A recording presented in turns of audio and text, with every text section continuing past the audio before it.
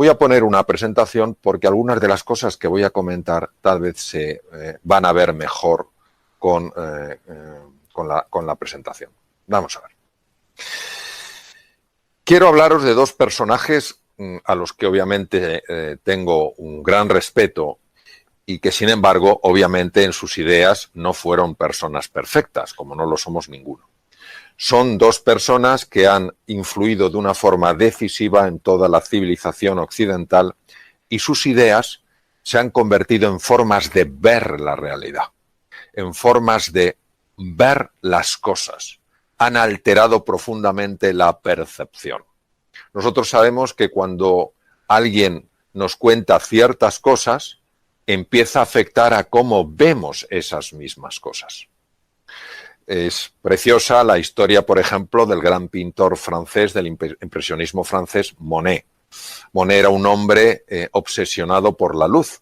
Si ponemos un cuadro de Monet a una persona que no conoce muy bien el impresionismo, dirá, bueno, no está mal el cuadro. Si le contamos la historia de Monet, su obsesión por la luz, que Monet desarrolló un interés tan grande por ver distintos matices de la luz, que cuando padeció unas cataratas y le dijeron que se tenía que operar porque estaba viendo la luz como nunca antes la había visto, decidió que no se quería operar y le dijo al oftalmólogo, doctor, usted me quiere quitar algo que llevo 40 años buscando.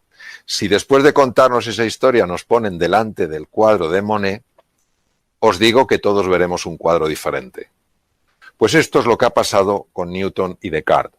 No cabe duda que Newton, desde el punto de vista de la ciencia, Descartes, desde el punto de vista de la filosofía, han hecho unas aportaciones maravillosas a nuestra vida. Sin embargo, cometieron un error muy lógico, no fueron ellos los únicos, de alguna manera fueron los que, a modo de grandes megáfonos, impactaron más en nuestra forma de ver la realidad.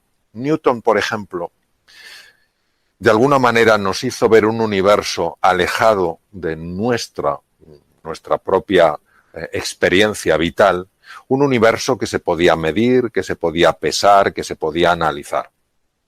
Obviamente nosotros llevábamos viendo un universo ajeno a nosotros, unas cosas separadas de nosotros mucho antes de que apareciera Newton, pero de alguna manera Newton reforzó la relación del mundo interior con el mundo exterior. El mundo interior se podía acercar al mundo exterior, los planetas, las leyes de la Tierra, como un explorador que hiciera una fina disección, que analizara, que conceptualizara aquello que había. Por otra parte, Descartes, en el siglo XVII, hace 350 años, hizo un estudio muy profundo de la naturaleza y llegó a la conclusión de que había dos tipos de naturalezas.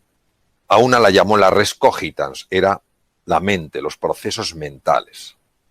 Y otra era la res extensa, lo físico, lo que se puede pesar y medir, por ejemplo, el cuerpo. Y él consideró que lo único realmente fiable era la mente. Y que el otro no era tan fiable porque los propios sentidos te podían engañar. De aquí nace el conocido dualismo cartesiano, pero veréis las implicaciones que esto ha tenido en nuestra forma de percibir la realidad y en nuestra forma de entender dónde está la oportunidad. Descartes pensó que los procesos mentales no podían afectar a los procesos físicos sencillamente porque no había conexión entre ellos. La res cogitans, lo mental, y la res extensa, lo medible, lo pesable, eso no estaban conectados. Con lo cual, nosotros éramos puros observadores pasivos de una realidad que podíamos, siguiendo a Newton, analizar, describir, categorizar y explicar. Esto tiene unas implicaciones de tal profundidad que si nos paramos a pensar y conseguimos que haga clic esto en dimensiones hondas de nuestra existencia, se produce un antes y un después. Resumiendo lo que hemos visto hasta ahora, Newton y Descartes, como muchos otros científicos y filósofos anteriores, nos hacen percibir que el mundo exterior está fuera, el mundo interior es el que está dentro de mí, no están conectados y lo que yo puedo hacer en relación al mundo exterior es sencillamente entenderlo, manipularlo, analizarlo, categorizarlo y explicarlo. ¿Qué es lo que ocurre? Pues que esto lleva al ser humano a una situación apasionante. Una situación apasionante cuando el mundo que ha conocido, el mundo exterior que ha conocido, cambia bruscamente. Ya no es el mundo de antes. Si os dais cuenta, antes podíamos pasear donde nos diera la gana. Podíamos ir a un cine, podíamos ir a un teatro, podíamos ir a un restaurante a celebrar una noche magnífica con nuestros amigos, podíamos abrazar a nuestros padres, a nuestros hermanos, a nuestros amigos, darnos la mano, darnos besos, y ese mundo de repente desaparece. Teníamos una situación económica que nadie podría decir que era especialmente fácil, pero estaba más o menos gestionada. Teníamos nuestros problemas, nuestras dificultades y de repente enormes paralizaciones de empresas. No se puede ir a los hoteles tienen que cerrar. ¿Qué pasa con el turismo? ¿Qué pasa con los aviones, líneas aéreas que quiebran? Entonces, este mundo de repente adquiere todo aquello que a nosotros los seres humanos nos disgusta. Incertidumbre, ambigüedad, volatilidad, complejidad, me siento inseguro. Y entonces tiendo a aferrarme a lo que sé hacer, a mantener mi estatus como sea, a seguir fiel a mi grupo, porque lo que quiero es sentirme seguro. Ahora, aquí es donde nos tenemos que parar un instante, queridos. ¿Por qué me siento seguro en mi zona de confort? ¿Y por qué me siento inseguro ante ese otro mundo exterior a mí que ha cambiado?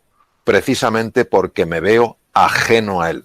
Creo que el mundo exterior está ahí, el mundo interior está aquí. Por eso cuando me han hecho alguna entrevista y me han preguntado ¿cuál cree que es el mundo que nos vamos a encontrar? De nuevo vemos en esta misma pregunta el reflejo del paradigma de la forma de ver de Cartesio. Nos lo vamos a encontrar porque es ajeno a nosotros. ¿Y si esto fuera un error de primer orden? Que tuviera unas consecuencias absolutamente extraordinarias. Imaginaros el mundo que se nos puede abrir si descubrimos que hay un error, tanto en la visión de Newton como en la visión de Descartes y en la visión de muchas otras personas. Dejadme que os explique ahora un aspecto de lo que se llama la neurociencia afectiva. La neurociencia afectiva es la parte de las neurociencias, las ciencias del sistema nervioso, que estudia todo lo que tiene que ver con el mundo de los sentimientos y de las emociones. En el centro de la imagen veis un punto rojo. Ese punto rojo es la amígdala. La amígdala, hay dos amígdalas, las que tenemos obviamente en la garganta y las que tenemos en el cerebro, que no tienen por supuesto nada que ver. Me refiero naturalmente a las que tenemos en el cerebro. En ese núcleo que veis ahí, tan pequeñito, tiene el tamaño de una almendra aproximadamente, está ni más ni menos que el núcleo central del miedo. Es nuestro detector de miedo. ¿Qué quiere decir? Que si yo este mundo que está envuelto en una pandemia, solo lo percibo como ajeno a mí, a ver qué más desgracias me trae.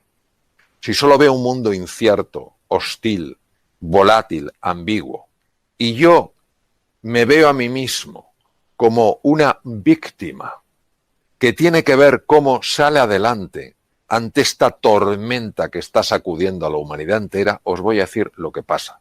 Lo que pasa es que se activa ese núcleo central del miedo en la amígdala y se desactiva lo que veis ahora en color rojo. Ni más ni menos que la parte del cerebro que es absolutamente imprescindible para adaptarse.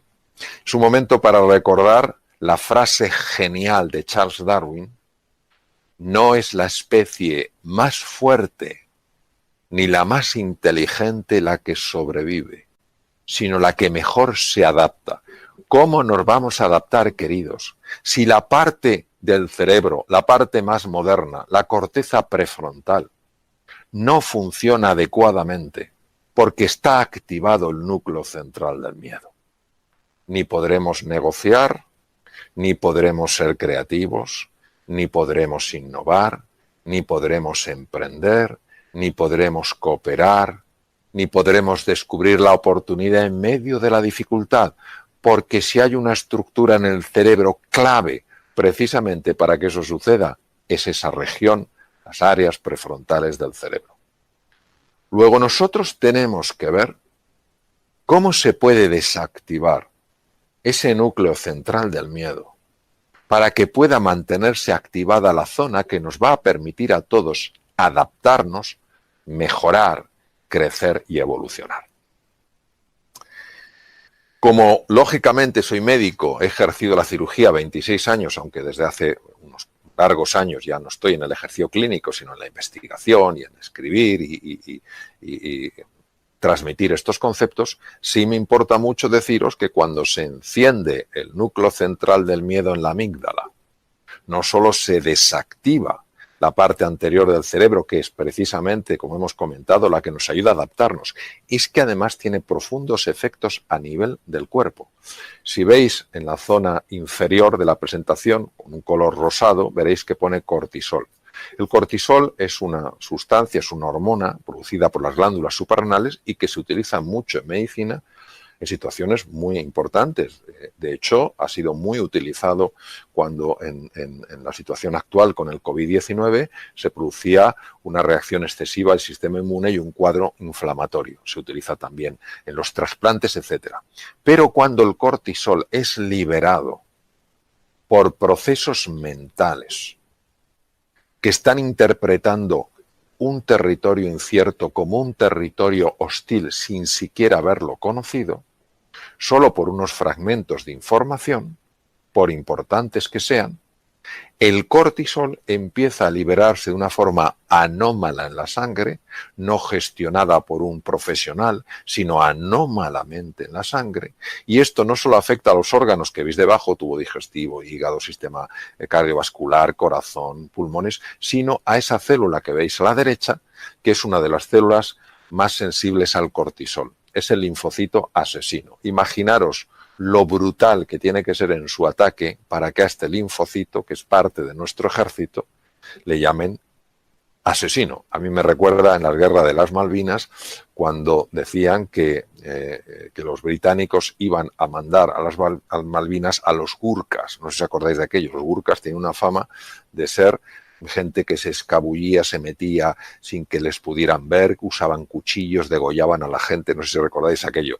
Pues de alguna manera siempre ha habido dentro de los ejércitos tropas especiales, tropas muy entrenadas para entrar en las líneas del enemigo, pues nuestra tropa especial, o al menos una de ellas, es ese linfocito, el linfocito asesino NK Natural Killer, asesino natural. Bien, este es un linfocito especializado en el ataque sobre todo a dos tipos de agentes nocivos, las células cancerígenas, número 1, y los virus. Acordaros que el COVID-19 es un virus. Los virus y las células llenas de virus para que no revienten y llenen de virus el torrente sanguíneo. Pues bien, la liberación excesiva de cortisol anómala generada por la mente es capaz de bloquear, al menos parcialmente, el funcionamiento de los linfocitos asesinos. Fijaos qué curioso como en un momento determinado donde tenemos que tener un sistema inmune lo mejor modulado posible y unas capacidades cognitivas lo más hábiles precisamente para que nos podamos adaptar, fijaros qué curioso cómo cuando uno está contemplando el mundo exterior ajeno, hostil, sucede todo lo contrario, cae nuestro sistema inmune, su modulación empeora y las capacidades para adaptarse también bajan. Por eso nosotros tenemos que cambiar esta pregunta. ¿El mundo que nos vamos a encontrar? No. El mundo que juntos podemos crear. Y aquí es donde vamos a dar el salto cuántico. Nunca mejor dicho. Porque tenemos que traer a primera línea como protagonistas de esta escena a dos de los físicos cuánticos más notables que han existido. Por supuesto, ha habido otros como Niels Bohr, el danés, que ganó el premio Nobel en 1922, el premio Nobel de Física, justo el año posterior al que lo ganó Albert Einstein, David Bohm, que conoció a Einstein, trabajaron juntos, quiero decir, en el mismo lugar en Princeton, en la Universidad de Princeton, Estados Unidos, y son estos físicos, Bohm, Einstein, Niels Bohr, etcétera, etcétera, los que nos han descubierto dónde estaba nuestro gran error. Y el gran error está en lo siguiente. El mundo exterior y el mundo interior solo están separados en apariencia. En apariencia, como decía Niels Bohr, hay una verdad, es verdad. La física newtoniana, claro que es verdad en el mundo de las formas, en el mundo de las apariencias. Claro que en el mundo de las apariencias lo que decía Descartes parece que es verdad, que la mente va por un lado y el cuerpo va por otro. Sin embargo, los físicos cuánticos, Niels Bohr, Einstein, Bohm, nos introducen en un plano profundo de la realidad. Es como si solo conociéramos la superficie del mar. Y Newton y Descartes nos hubieran hablado de la superficie del mar, que tiene cosas apasionantes. Y está la tierra firme y nos la hubieran descrito, diríamos, qué maravilla, qué continentes. Y que físicos cuánticos como Niels Bohr, Einstein o Bohm nos hubieran metido en las profundidades del mar y nos hubieran enseñado los tesoros que hay. Las cosas tan extraordinarias, por ejemplo, solo deciros que gran parte de las sustancias que se utilizan para destruir el cáncer se obtienen de esponjas marinas, no de cosas que están en la superficie. Por tanto, la física cuántica jamás ha estado en contra de la física newtoniana. Lo que ha hecho es complementarla, lo mismo que el fondo del mar no está en oposición a la superficie del mar o a la tierra firme. Pero claro, es que lo que nos han revelado los físicos cuánticos es de una profundidad insospechada. ¿Qué nos han revelado? Nos han revelado algo que es que el observador influye en lo observado. ¿Pero cómo es posible? ¿Pero qué me dices si yo lo que yo observo está fuera?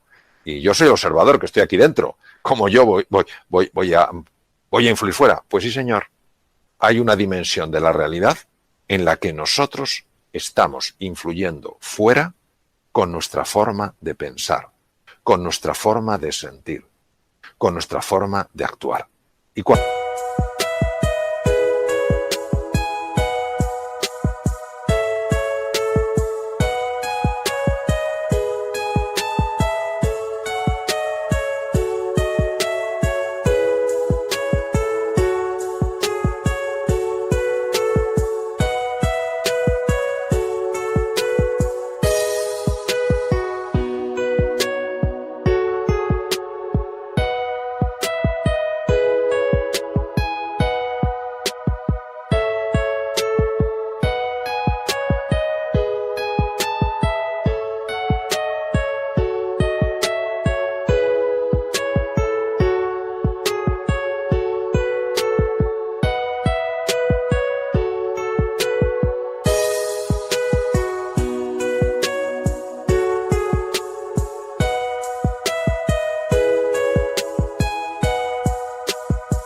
tiras del hilo y te vas para atrás, te das cuenta de que Carl Gustav Jung, probablemente de los psiquiatras más extraordinarios que ha existido, ya lo vio. Te das cuenta de que los miembros de la llamada filosofía perenne, es decir, los que no tienen la filosofía que te sirve toda la vida, Nisargadatta, Lao Tzu, Confucio, todos hablan de esto. Pero ha tenido que ser la física la que nos abra los ojos y diga, ojo, porque lo que está sucediendo dentro de ti va a tener un impacto fuera de ti, porque el observador y el observado están mucho más conectados de lo que te imaginas. Y por eso tenemos a alguien de la talla de Blake, William Blake, inglés, nació en 1757 y fue otro de los grandes filósofos para mí, aunque él era poeta, él era un magnífico grabador. Tú lees, yo lo leo a través de grandes expertos porque Blake es muy difícil de entender, William Blake, pero tú lees fragmentos de Blake y te sacuden por dentro y no sabes por qué. Luego tienes que leer a los grandes expertos, Taylor, etcétera, que se han pasado 40 años estudiándolo, etcétera, para comprender en mayor profundidad lo que querían decir. Pero fijaos lo que decía William Blake, si las puertas de la percepción, ¿de qué estamos hablando? de abrir la mirada, de que ya no hay un mundo fuera y un mundo dentro, sino que es un mismo mundo que da la apariencia que una parte está fuera y otra dentro. Si las puertas de la percepción fueran limpiadas, física cuántica, la realidad parecería como es, infinita. El mundo en un grano de arena, el paraíso en una flor, la eternidad en una hora, todo lo existente en la palma de mi mano. Pero es que hubo un científico por el que yo siento absoluta pasión. Voy por cada sitio que voy en el mundo, me muevo en el mundo, hablo con don Santiago con pasión. No solo porque a mí me ha influido mucho, aunque no le he conocido, porque él murió en 1934, nació en 1855 y murió en 1934, pero es un hombre que esto ya lo intuyó. Es el neurocientífico que mejor ha conocido el cerebro. O sea, tener en cuenta que él gana el Premio Nobel de Medicina en 1906, que era eso imposible para un español, imposible, pues lo ganó porque él hacía posible lo imposible. Y este hombre, en un mundo totalmente cartesiano, totalmente científico, totalmente rígido, siguiendo los principios absolutos de Newton, los principios absolutos de Descartes, este hombre dijo algo que creo que muchos neurocientíficos no han entendido. Todo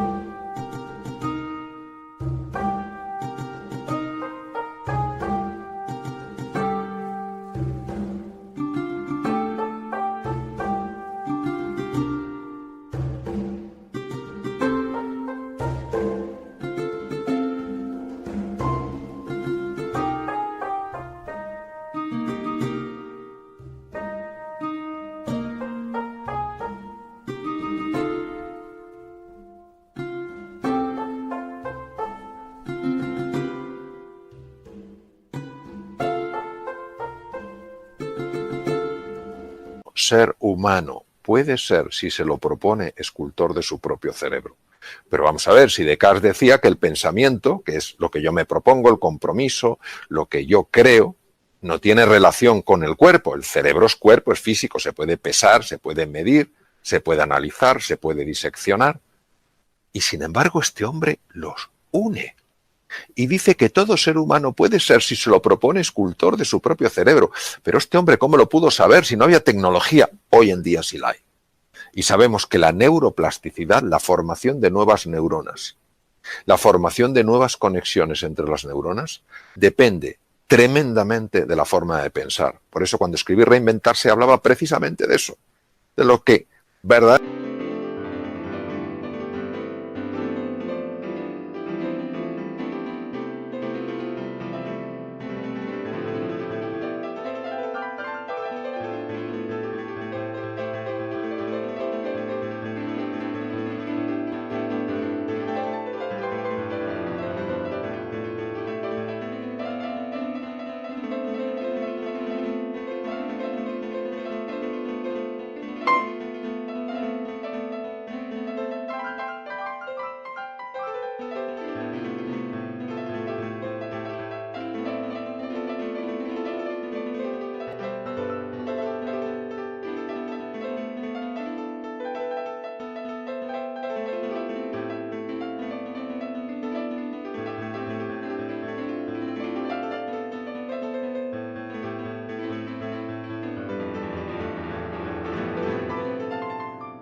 Cajal había descubierto que el ser humano se puede reinventar, que la mente, los procesos cognitivos, naturalmente que conectan con los procesos físicos, porque son dos realidades que se pueden distinguir, pero no se pueden separar. De alguna manera, don Santiago, que de alguna manera precedió a algunos de los grandes físicos cuánticos, porque él gana el premio Nobel en 1906 por sus estudios de la teoría de la neurona, y en 1921, con el efecto fotoeléctrico, gana Einstein el premio Nobel de medicina. Es decir, estamos hablando de personas muy cercanas en la dimensión del tiempo. O sea, fijaos qué cosa más bonita que uno sepa que su forma de pensar, que su forma de sentir puede hacerle más inteligente, más capaz, pero es que además que puede hacerle influir en las circunstancias que genera en la vida, en lo que se encuentra.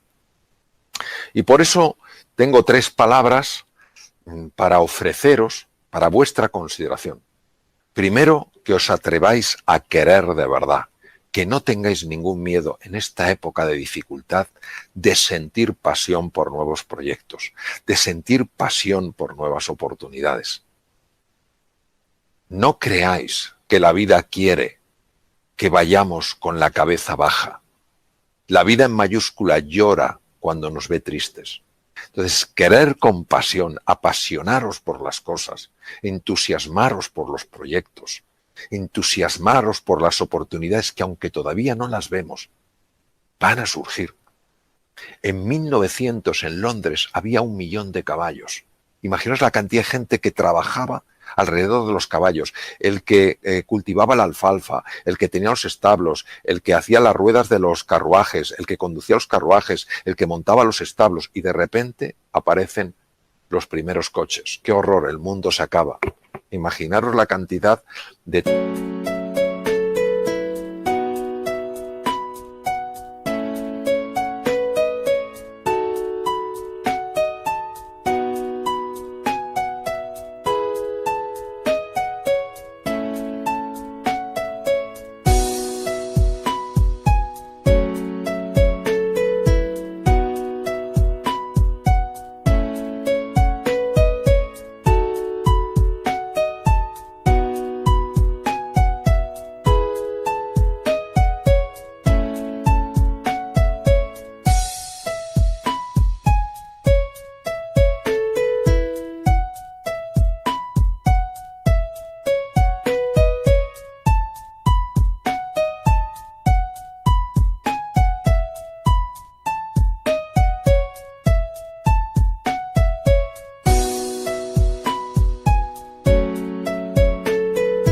trabajos, de oportunidades, de posibilidades que han abierto los coches. Entonces, querer con intensidad, sentir pasión, porque hay un mundo de oportunidad. Ya sé que no lo vemos, ya sé que no lo vemos.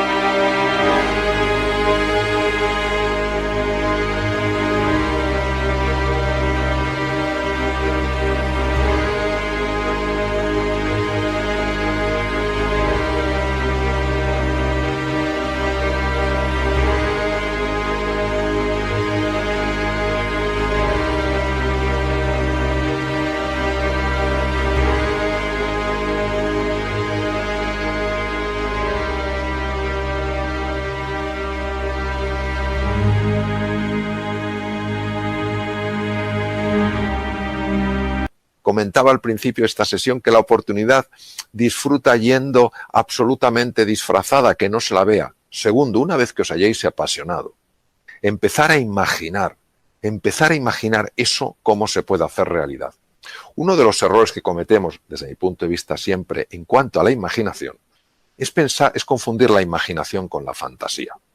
La fantasía es un acto donde 2 elementos desconectados y inconexos yo los uno.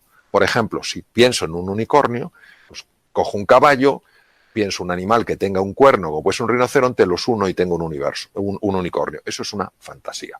Es fantasía. La imaginación es una capacidad creativa en el ser humano. Cuando tú quieres de verdad algo y empiezas a imaginarlo, empiezas a crearlo. Por eso uno acaba creando lo que imagina, porque como el observador se afecta al observado, lo que tú imaginas que está animado con el fuego de la pasión, busca su expresión natural en el mundo exterior, generando circunstancias favorables para tu avance, para tu progreso. Porque el mundo interior y el mundo exterior, de nuevo, recordémoslo, son parte de la misma realidad. Podemos distinguirlo, pero no podemos separarlo. Lo que sucede dentro de mí también afecta a lo que me pasa a mí. Entonces, y para abreviar, haciendo un resumen, evitemos, queridos, tomar la posición de una víctima. Ya sé que esta situación es dura. Hablo con conocimiento de causa. Esta situación es muy dura. No le quitamos dureza. Ahora, esta situación no es más dura ni más fuerte que lo que somos nosotros sacando nuestra mejor versión y ayudándonos unos a otros. Enfoquémonos en conseguir lo que queremos, no evitar lo que no queremos. Si estamos hablando de pasión, si estamos hablando de entusiasmo, uno no se entusiasma por evitar lo que no quiere, uno se entusiasma por conseguir lo que realmente quiere. Recordemos siempre que la imaginación tiene en sí la capacidad de crear, no solo de describir, sino de crear, de materializar. Utilicemos un lenguaje que nos ayude, no que nos anule. El lenguaje es nuestro pensamiento es lingüístico.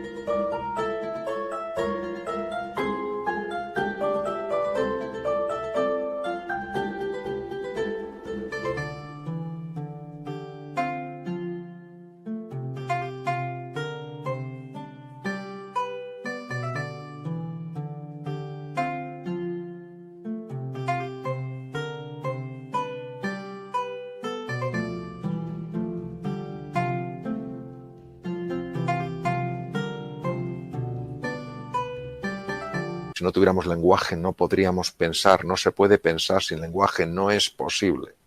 Son lo mismo. Y decía el gran filósofo austriaco Wittgenstein, los límites de mi lenguaje son los límites de mi mundo. Si usamos palabras constantemente como problema, hecatombe, desastre, tristeza, lamentación, horror, nuestro mundo se va a hacer muy pequeñito. Si reconocemos que eso existe y ponemos el énfasis en la oportunidad, en el desafío, en la cooperación, en la generosidad, en la pasión y el entusiasmo, nuestro mundo se va a expandir. Y sencillamente esto no se trata de vender nada, esto se trata de compartir algo que cuando uno de alguna manera, aunque sea humildemente, lo engancha, te abre un mundo de posibilidad. Entonces, que nos abramos a la posibilidad de que lo extraordinario pueda manifestarse en nuestra vida, en tu vida. Napoleon Hill no es un hombre muy conocido en España, es un hombre muy conocido en Estados Unidos, ya falleció hace muchos años. Y siempre me impactó mucho esta frase que le corresponde a él y por eso hay que poner su nombre al lado de la frase. La oportunidad viene envuelta en ropa de faena. Su forma de describir que la oportunidad no viene con bombo y platillo, como describía yo al comienzo de esta sesión. La oportunidad viene envuelta en ropa de faena. Quien está en posición de víctima, quien está utilizando un lenguaje donde solo caben los problemas, las dificultades, las limitaciones, los desastres, las hecatombes, no la va a ver. Quien cree que el mundo exterior está fuera y el mundo interior está dentro, no la generará, y si no la genera tampoco la verá. Napoleon Hill pasó 25 años de su vida, un encargo que le hizo una persona muy reconocida en los Estados Unidos, Pasó 25 años de su vida estudiando la vida de la gente que había podido salir adelante en situaciones muy complicadas. Y llegó a la conclusión de que al final es esto.